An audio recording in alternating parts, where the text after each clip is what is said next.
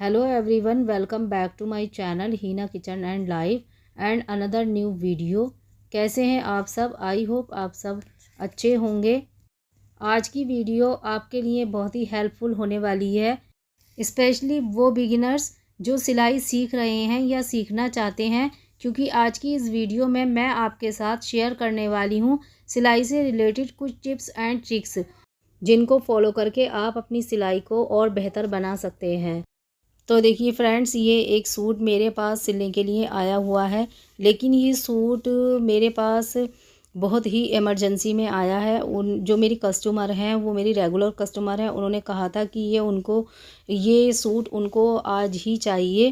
कल उनको कहीं जाना है, तो इसलिए ये सूट उन्होंने मुझे सिलने के लिए दिया। वैसे तो मैं इतनी जल्दी के कपड़े नहीं लेती हूँ, लेकिन वो रेगुलर कस्टमर हैं तो मैं उनको मना नहीं कर सकी।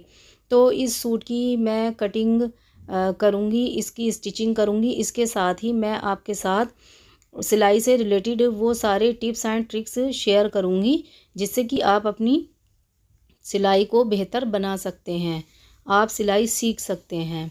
सो फ्रेंड्स, स्टार्ट करते हैं। तो पहली जो टिप्स मैं आप लोगों को बताऊंगी वो ये है कि अगर आप बिगनर्स हैं और आप सिलाई सीख रहे हैं, सीखना चाहते हैं, तो आपने क्या करना है कि सबसे पहले आपने कॉटन के फैब्रिक पर आपने सिलाई सीखनी है। आपने कोई और फैब्रिक नहीं लेना है, आपने सिर्फ कॉटन का ही फैब्रिक लेना है। इससे क्या होता है कि कोई और अगर आप फैब्रिक लेते हैं, जैसे कि शिफॉन या फिर सिल्क या फिर इसी टाइप से कोई और रेशमीन अगर आप फैब्रिक लेते हैं, तो उस पर सिलाई आपको सीखने में थोड़ी दिक्कत आती है, क्योंकि वो फिसलने वाले कपड़े होते हैं और उनको संभालना थोड़ा मुश्किल होता है। और बिगनर्स के लिए थोड़ा और ज़्यादा मुश्किल होगा। तो इसलिए अगर आप सिलाई सीख रहे हैं, तो आप सबसे पहले जो अपना कपड़ा आप चुनाव करेंगे, तो वो आप कॉटन का लें और कॉटन के कपड़े से ही आप स्टार्टिंग करें। दूसरी टिप्स ये है कि जो बिगनर्स हैं या जो सिलाई सीख रहे हैं या सीखना चाहते हैं, तो उनको चाहिए कि वो पुराने कपड़ों पर प्रैक्टिस करें, या फिर आप सिंपल कपड़े बनाएं, जैसे कि घर के पिलो या फिर कुशन कवर, आप इन पर प्रैक्टिस करें। इस तरह के कपड़े सिलकर आप अपनी सिलाई को सीख सकते हैं, आप अपनी सिलाई को बेहतर बना सकते हैं। तीसरी टिप्स ये है कि आपने प्रैक्टिस करनी है, क्योंकि हर काम के लिए प्रैक्टिस बहुत ज़रूरी होती है। तो आपने क्या करना है कि आपने सीधी सीधी लाइन आपने स्टिच करनी है। इसके लिए अगर आप चाहें तो आप नाड़े पर भी प्रैक्टिस कर सकती हैं, या फिर आप ऐसा करें कि आप जिस कपड़े पर आप प्रैक्टिस कर रही हैं, सीधी सीधी लाइन लगा रही हैं, तो उस पर आप पहले पेंसिल से या फिर चाक से उस पर लाइन ड्रॉ कर लें और आप उस लाइन पर अपनी प्रैक्टिस कर सकती हैं। इससे आपको सीधी सिलाई लगानी आ जाएगी और आपको सिलाई सीखने में बहुत ही ज़्यादा आसानी होगी। चौथी टिप्स है कि आप अपनी सिलाई मशीन को समझें। सिलाई मशीन को समझने का मतलब ये है कि आप थोड़ा सा सिलाई मशीन के बारे में भी जानें, जैसे कि उसकी बॉबिन की सेटिंग, उसकी नीडल की सेटिंग या फिर उसकी स्टिच की सेटिंग भी आप समझें। और स्टार्टिंग में आपने मशीन को धीरे धीरे चलाना है, और जब आपको धीरे धीरे चलाते हुए आपको प्रैक्टिस हो जाए, तब आपने अपनी सिलाई मशीन की स्पीड बढ़ानी है।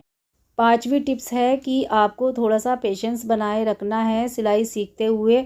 आप बिगनर्स हैं और आप सिलाई सीख रहे हैं, तो थोड़ा सा सब्र आपको रखना होगा। एकदम कोई भी काम किसी को नहीं आता है, तो आप परेशान ना हो, बस आप प्रैक्टिस करती रहें। दूसरे, आपको अपना पूरा फोकस अपनी सिलाई पर रखना है, क्योंकि शुरुआत में स्टार्टिंग में हर काम में गलतियां होती हैं। तो ये बेसिक सी बात है कि गलती होना, तो आप इस चीज़ से परेशान ना हो, या इस चीज़ से ये सोचकर आप सिलाई को ना छोड़ें कि हमसे नहीं होगा, क्योंकि कोई हर काम में दिक्कत आती है, थोड़ी बहुत दिक्कत तो आती ही है। तो इसलिए आप प्रैक्टिस करें, जितनी आप ज़्यादा प्रैक्टिस करेंगी उतनी ही ज़्यादा जल्दी आप सीख जाएंगी। तो प्रैक्टिस और अपना सिलाई पर फोकस बनाए रखें। छठी टिप्स है कि आपने सिलाई करते हुए मशीन के धागे पर ध्यान देना है, कि मशीन का धागा ना तो ज़्यादा टाइट हो और ना ही ज़्यादा ढीला हो। इससे ये होता है कि अगर टाइट या ज़्यादा ढीला होता है, तो फिर कपड़े में सिकुड़न आती है। अगर आपकी सिलाई मशीन का धागा स्मूथ होगा, तो आपकी सिलाई भी सुंदर दिखाई देगी। तो आपको इस बात का ध्यान रखना है कि आपकी मशीन का धागा ना तो टाइट हो और ना ही ढीला हो। 8वीं टिप्स ये है कि आप सिलाई करने के लिए अपने घर में ऐसी जगह का चुनाव करें जहां रोशनी भी अच्छी हो और बैठने के लिए जगह भी कंफर्टेबल हो।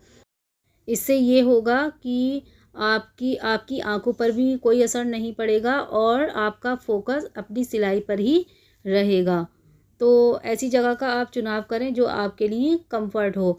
सो फ्रेंड्स, ये कुछ छोटे छोटे टिप्स हैं जिनको फॉलो करके आप अपनी सिलाई को और ज़्यादा बेहतर बना सकते हैं। देखिए फ्रेंड्स, सिलाई एक कला है, एक हुनर है जो सबको आना चाहिए। चाहे वो कपड़े रिपेयर करने के लिए हो या नया कपड़ा बनाने के लिए हो, सिलाई सबको आनी चाहिए। और अगर हमें नहीं भी आती है तो हमें सीखनी चाहिए। मैं तो आपको यही रेकमेंड करूँगी कि आपको सिलाई सीखनी चाहिए, क्योंकि हम अपनी सिलाई से अपने घर, बच्चे और परिवार को बेहतर बनाते हैं। और इसके अलावा हम सिलाई सीखकर, सिलाई करके हम अपने घर बैठे पैसे भी कमा सकते हैं। देखिए, पैसे कमाने के लिए अगर आप घर से शुरुआत करते हैं तो आप उसको, छोटे बिज़नेस को आप बड़े बिज़नेस में कन्वर्ट कर सकते हैं। लेकिन शुरुआत छोटे से ही होती है, कोई भी बिज़नेस बड़ा एकदम नहीं होता है। जब हम छोटे से शुरुआत करते हैं और तो हमारी लगन, हमारी मेहनत ही उसको बड़ा बनाती है। सो फ्रेंड्स, मैं तो आपसे यही कहूँगी कि आपको सिलाई सीखनी चाहिए अगर आपको नहीं आती है, और जिनको आती है तो उनको अपना होम बुटीक ज़रूर चलाना चाहिए। होम बुटीक चलाने के भी बहुत सारे फ़ायदे हैं, या घर बैठे सिलाई करने से भी बहुत सारे फ़ायदे हैं। सबसे बड़ा फ़ायदा तो हमारा यही होता है कि हम अपने घर, परिवार, बच्चों की ज़िम्मेदारियों के साथ-साथ घर बैठे हम पैसे कमा सकते हैं। आप अपने हिसाब से काम कर सकते हैं। आपको कितनी देर और कब और कैसे काम करना है, इस पर आपका पूरा कंट्रोल होता है। आप घर के दूसरे कामों के साथ अपनी सिलाई को कर सकते हैं। होम बुटीक का एक तो सबसे बड़ा फ़ायदा यही होता है। होम बुटीक उन महिलाओं के लिए सबसे ज़्यादा ख़ास फ़ायदेमंद होता है जो बाहर जाकर काम नहीं कर सकती हैं और वो घर पर रहकर ही होम बुटीक चलाकर पैसे कमा सकती हैं। तो ये उन महिलाओं के लिए बहुत ज़्यादा फ़ायदेमंद है जो बाहर नहीं जा सकती हैं और घर में रहकर ही सेल्फ़ डिपेंडेंट बनना चाहती हैं। तो मैं आपको सजेस्ट करूँगी कि अगर आपको सिलाई आती है और अगर आप अर्निंग करना चाहती हैं तो आप होम बुटीक ज़रूर स्टार्ट करें। तो देखिए, आपसे बात करते हुए ये सूट भी स्टिच हो गया है, तो मैं इसका आपको फाइनल लुक दिखा देती हूँ। तो देखिए फ्रेंड्स, अगर आज की वीडियो आपको थोड़ी सी भी हेल्पफुल लगी हो तो वीडियो को मेरी लाइक कर देना। जो चैनल पर न्यू है वो चैनल को सब्सक्राइब कर लेना, बेल के आइकन पर भी प्रेस कर देना। तो मिलते हैं किसी और इन्फॉर्मेटिव वीडियो के साथ, तब तक के लिए अल्लाह हाफिज़।